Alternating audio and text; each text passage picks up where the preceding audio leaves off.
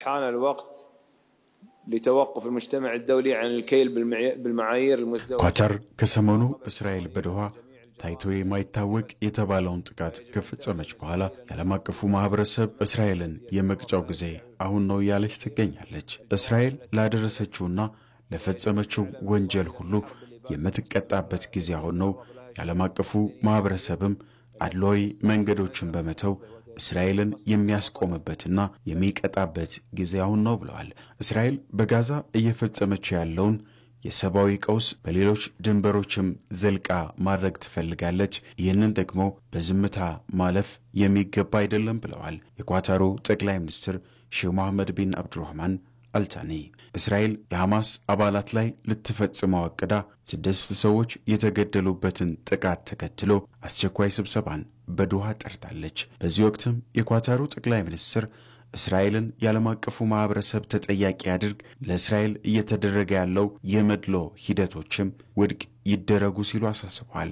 የአሜሪካ አጋር በሆነችው ኳታር ግዛት ላይ የተፈጸመው አደገኛ ጥቃትን የአሜሪካው ፕሬዝዳንት ዶናልድ ትራምፕ ቢገሰጹትም በተለያዩ ሀገራት በእስራኤል ላይ ከፍተኛ ትችቶች ቢደርሱም የአሜሪካ የውጭ ጉዳይ ሚኒስትር ማርክ ሩቢዮ ግን ድጋፍን ለማሳየት ወደ እስራኤል አቅንተዋል። ይህ ደግሞ እስራኤል አሁንም ቢሆን በጥፋቶች ውስጥ እየቀጠለችም ቢሆን የአሜሪካ ድጋፍ እንደማይለያት ማሳያ ነውም ተብሏል። ይህንንም ተከትሎ የአረብና የእስልምና መሪዎችን በአስቸኳይ የሰበሰበችው ኳታር በባህረ ሰላጤው ሀገራት መካከል ያለውን አንድነት ለማጠናከር እንዲሁም እስራኤል ላይ ተጨማሪ ጫናዎችን በመፍጠር እስራኤል ጋዛን የማጥፋት ስትል የጀመረችው ጦርነት አይሳካላትም ብለዋል። የዓለም አቀፉ ማህበረሰብ እስራኤልን እንድትበረታ ያደረገው በዝምታው ነው።